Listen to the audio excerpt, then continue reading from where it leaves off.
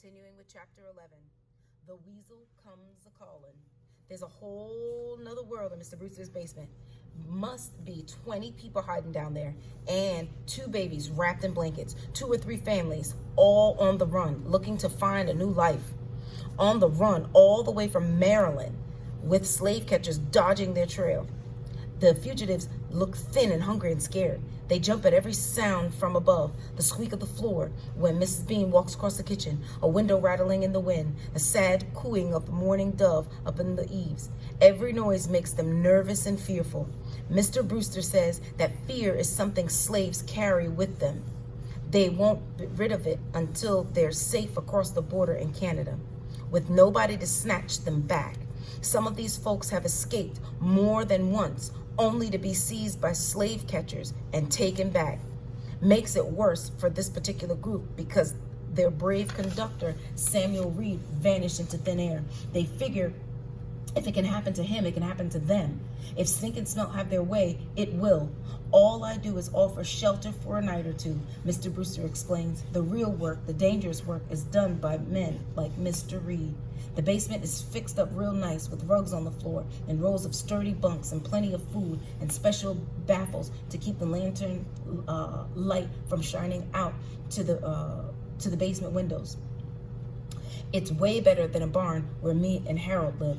No matter how nice Mr. Brewster made the place, it's still kind of a dungeon. Even if there are no padlocks or chains, you can feel it in the air. People wanting to get out, to be free of this place or any place where they've got to be afraid. I would have had these poor folks in my own house as honored guests, but there are many who would burn us out if we did. Mr. Brewster says, bringing me up out of the basement. Burn us out to the ground, they would. We think runaway slaves are fearful. Their fear is nothing to fear the white man has of black. Abolitionists who preach against slavery will not let colored worshipers sit with the whites in their churches. They think it is unclean that light and dark should mix. How will they get to where they're going, I asked. Same way they got here, he says, on foot and in wagons, but mostly on foot. With slave catchers lurking, they must travel at night under cover of darkness, especially on cloudy or moonless nights, like this evening, for example. He does not say so exactly, but he means the slaves will be on the move tonight. What should I do? I ask him. Mr. Brewster sets me down in the kitchen where Mrs. Bean has put out the steaming plates of beef and potatoes, slathered in gravy. Thee must do whatever is truth to thee, he says. It is not for me to force a thing upon thee, or make thee believe as I believe. I never had such a plate of food in my life. Squint wasn't much for plates, for that matter, but what I saw in the basement has killed my appetite.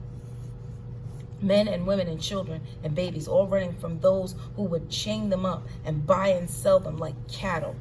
Gets me thinking how much I hated it when Squintin' Leach locked us up or whipped us with his belt or sold Harold into the army like he was something Squint owned. Get a gun, I urge Mr. Brewster. He shakes his great white head. That I cannot do. I am sworn to peace. Mrs. Bean, I say, tell him to get a gun. Mrs. Bean chuckles and gives me a sad smile. Gave up on that years ago, she said. He was not stirred from his beliefs. If you want a gun, then tell me what to do. If you won't get a gun, then tell me what to do, I ask, pleading. He sighs so deep it almost makes the windows rattle. Thee must decide, he says again.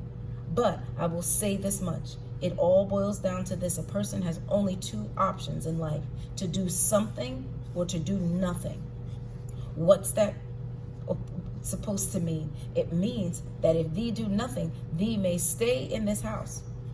Thee be afraid and cared for, thee be safe and cared for and will never go hungry. Mrs. B will see to that. Or thee can do something to help Mr. Smelt and his Confederates, or something to help those who have escaped those chains. This isn't fair, Mrs. Bean admonishes him, shaking her head gravy ladle. He's just a boy, and a scrawny one at that. I know, says Mr. Brewster, sounding regretful, but boys are fighting this cruel world. Boys are enslaved, and boys own slaves. None may escape. All must decide. If you won't get a gun, then give me one, I asked, begging. There are no guns in this house, not for thy purpose. I shake my head.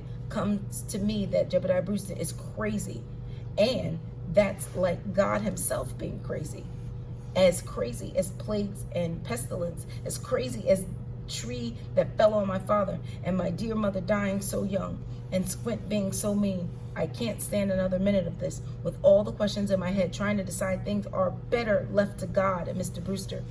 Where are you going? Mrs. Bean calls out when I get up from the table. What are you going to do? But I'm running out the door without an answer, running into the shooty blue darkness where Smelt is waiting. Smelt with his knife and probably a gun too, and I've got no idea what to do. No idea at all, except I know one thing. I can't do nothing. Nothing is not an option.